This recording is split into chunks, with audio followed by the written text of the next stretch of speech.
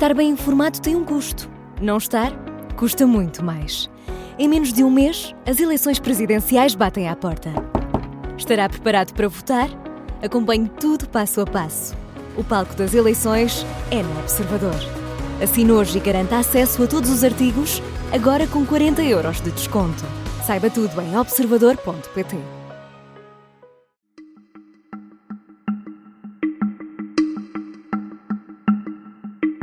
Esta é a história do dia da Rádio Observador. O Irão à beira de uma nova revolução.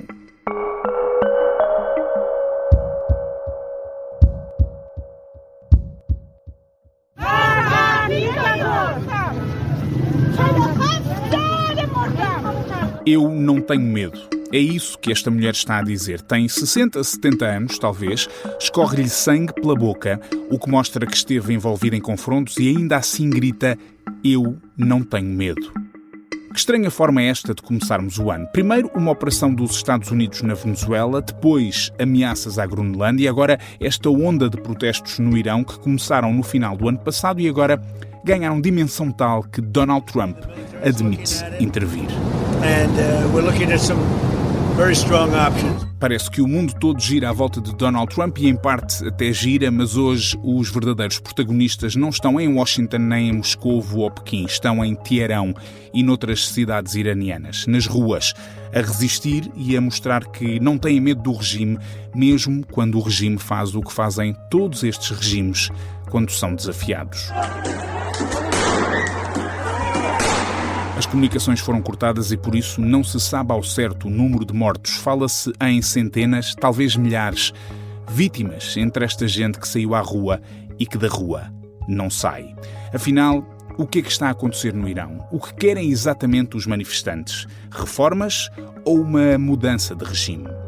Pode regressar a dinastia Pahlavi do último Shah e isso seria a solução ou uma mera ilusão?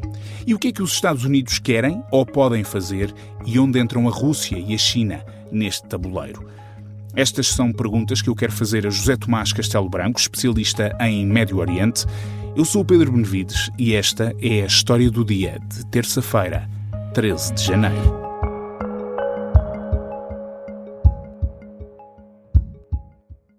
José Tomás, bem-vindo. Muito obrigado pelo convite.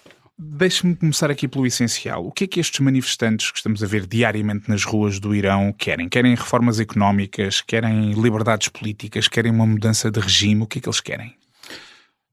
Olha, é sempre muito difícil nós estarmos aqui a fazer processo de intenções sobre o que outras pessoas querem. Mas aquilo que se consegue perceber com todo o blackout informativo que temos desde meados da semana passada é que esta revolução começa nos bazares. Por isso é uma revolução que começa com os lojistas iranianos, os comerciantes, e muito a partir das queixas sobre a economia e as finanças. Isto é, sobretudo a desvalorização abrupta do real. De repente o real passou a valer $1 passou a valer $1.500.000. Tínhamos uma inflação que está a galopar já para cima dos 52%. Por isso, quer dizer, são todas estas condicionantes económicas junto à taxa de desemprego, que sobretudo entre os jovens vai para cima de 25%. São todas estas condicionantes que começam a trazer estas pessoas para um patamar difícil, cuja vida se torna completamente difícil e, sobretudo, para os jovens. O futuro torna-se sombrio e sem horizonte. Repare, alguém que esteja a fazer planos de sair do Irão e ir para outro ponto do mundo, de repente vê as suas economias reais, quando as quer transformar em dólares, completamente desvalorizadas, por isso fica com os pés completamente cortados. E é também esta juventude que se junta aos protestos. Depois temos todos os outros setores que se vão juntando. E eu creio que aqui uma das formas boas, razoáveis de olharmos para este problema é tentar perceber os vários setores que estão aqui, ou que foram ao longo dos anos tendo primazia nestes movimentos contestatários, e perceber que se até aqui eram sobretudo setores, temos, por exemplo, em 2022 as mulheres a saírem para a rua, na sequência daqueles protestos depois da morte da Mahsa Amini. Em 2019 tínhamos tido, enfim, era um movimento de contestação ao aumento do preço dos combustíveis. Antes tinham sido sindicatos com as condições de trabalho, de maneira que foram várias vezes diferentes sectores a protestar e a irem para a rua. E agora juntaram-se todos? O que me parece que está a acontecer é que os bazares, chamados bazares, deram o mote, foram para a rua e todos os outros imediatamente se juntaram. Então o que me está a dizer é que provavelmente aquilo que estamos a assistir é uma série de exigências diferentes consoante também cada grupo. Há quem queira uma melhoria das condições económicas e sociais, há quem queira mais liberdades políticas e há quem queira de facto uma mudança de regime. Sim, sendo que este último incorpora todas essas no sentido em que me parece que é uma opinião que vai sendo cada vez mais partilhada dentro do Irão, a ideia de que aquele modelo em que eles estão a viver, seja lá qual for, seja a forma como o categorizemos, mas aquele modelo está esgotado e não é possível continuar a viver daquela maneira. É esta ideia que me parece que está a aparecer como catalisadora. E depois, claro, há um sem número de outras chegas de centelhas que vão sendo jogadas aqui.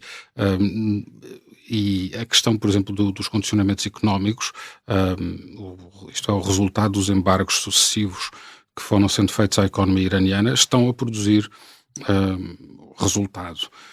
E se até agora, enfim, até há 10 anos atrás, a economia iraniana ia vivendo com isso e as empresas iranianas estavam, no fundo, habituadas a lidar com isso, agora a pressão está a ser cada vez maior, tem vindo a ser cada vez maior e torna-se absolutamente insustentável.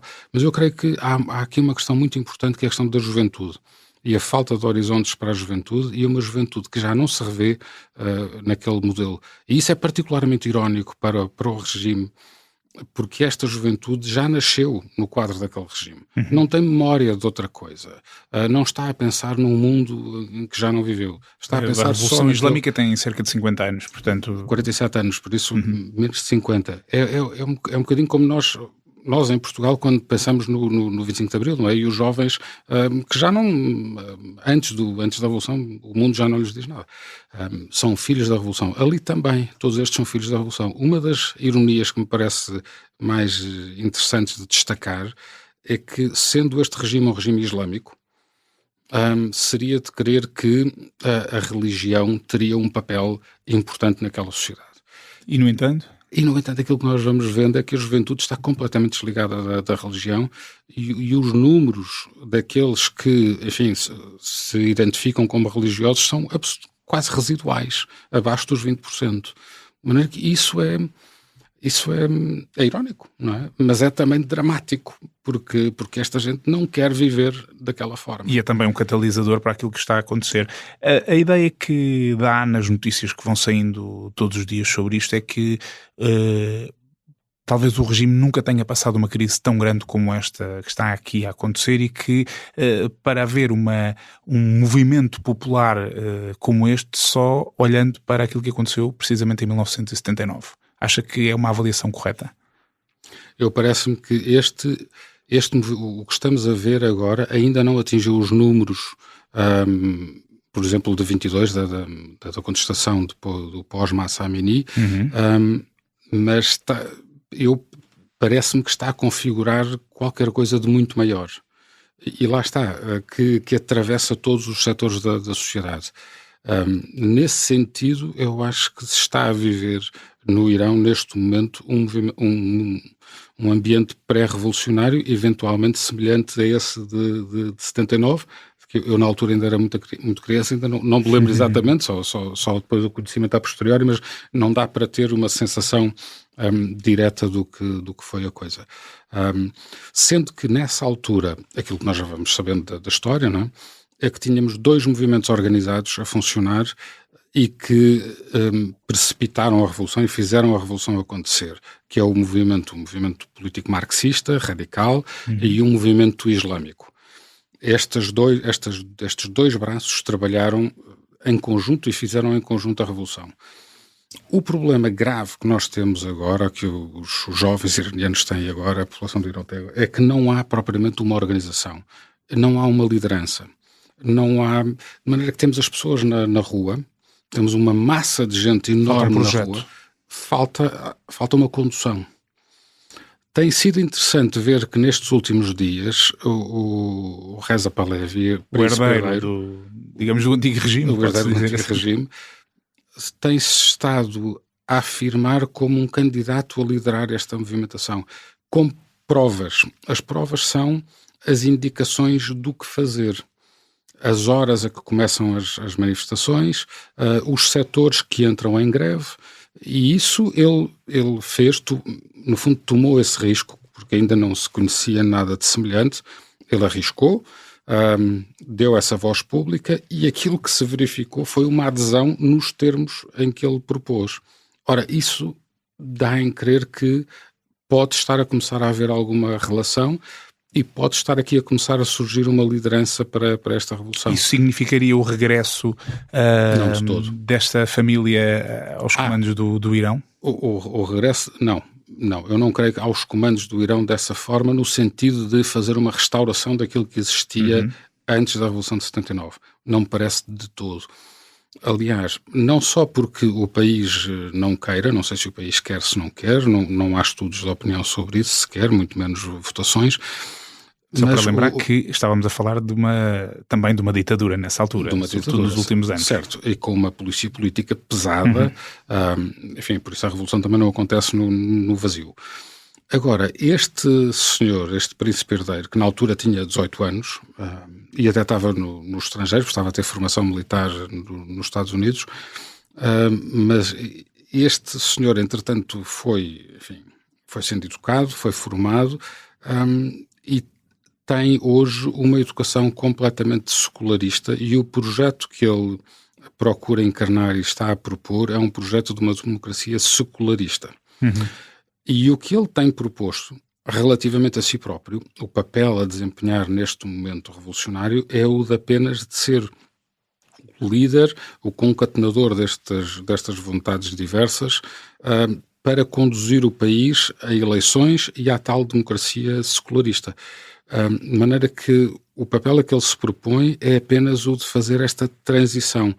Ele não está a propor, pelo menos eu nunca ouvi, propor o regresso a nada, não há nenhum modelo de restauração do que quer que seja. E de qualquer forma, para conseguir isso vai ter para já o beneplácito dos Estados Unidos, ainda não terá conseguido, pelo menos as declarações que fomos ouvindo são com muitas reservas relativamente a Pahlavi. Qual é que é o papel dos Estados Unidos aqui? Temos visto aqui trocas de ameaças, agora aqui fala-se de negociações com o regime atual. Qual é que é o papel dos Estados Unidos? O que é que os Estados Unidos podem fazer ou querem fazer? E já agora, qual é que é o papel da Rússia e da China, que são aliados deste Irão?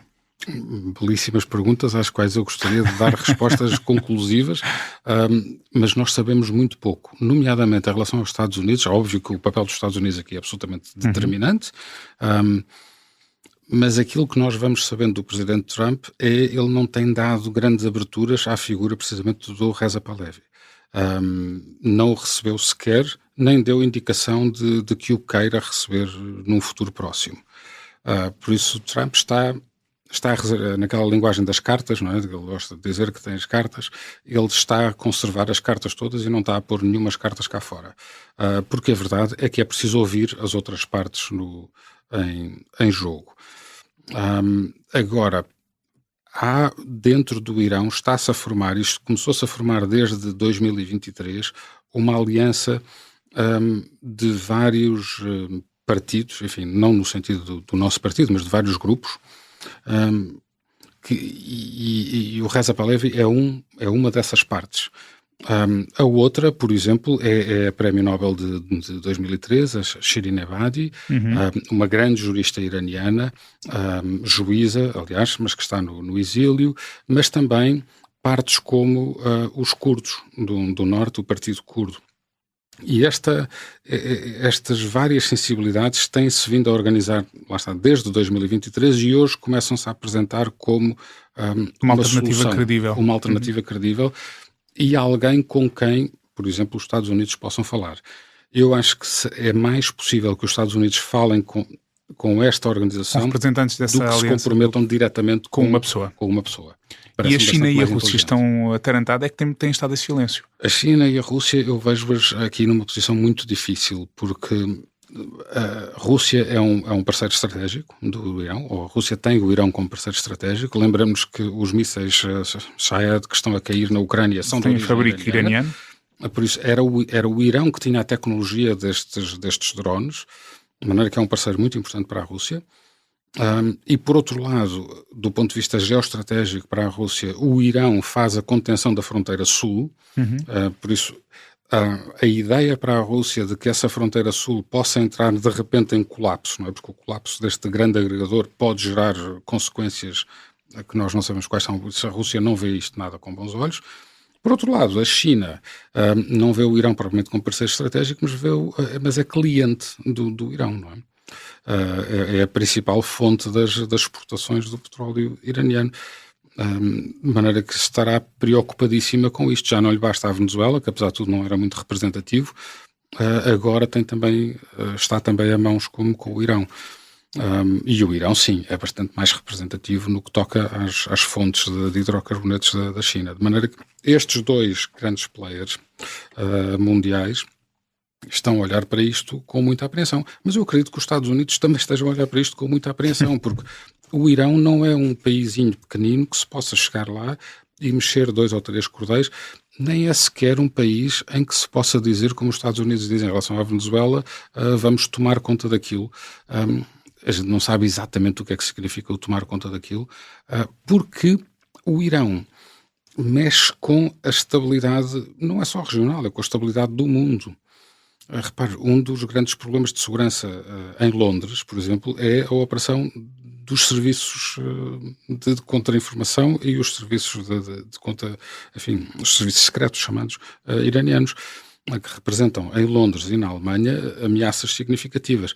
Já para não falar daquilo que é a influência do Irão junto do Líbano e da faixa de Gaza, não é? Hamas e Hezbollah, levando inclusive as pessoas, estes manifestantes, ouvimos isso esta semana, vários grupos de manifestantes a gritarem nem Líbano, nem Palestina, a minha vida pelo Irão. E é isso que tem estado a acontecer efetivamente. É o que temos visto com o regime a atacar brutalmente. Vamos acompanhar a situação nos próximos dias. José Tomás Castelo Branco, muito obrigado. Obrigado. José Tomás Castelo Branco é professor de Ciência Política na Universidade Católica e na Universidade da Beira Interior e é especialista em assuntos do Médio Oriente. O Irão é um dos temas a acompanhar neste dia. O Wall Street Journal diz que Donald Trump vai reunir-se com elementos do governo norte-americano para discutirem possíveis ações contra o Irão que podem ir de sanções a bombardeamentos. Por cá, há a manifestação contra o pacote laboral convocada pela CGTP. Como nestas coisas a organização não falha, é possível que haja milhares de pessoas nas ruas de Lisboa, mas o Primeiro-Ministro não vai ouvi-las. Ele vai estar na festa dos 120 anos da Livraria Lelo, no Porto. A entrada é livre e os primeiros 120 visitantes recebem um livro de graça. Esta foi a história do dia. A sonoplastia é do João Tição, a música do genérico é do João Ribeiro. Eu sou o Pedro Benevides. Até amanhã.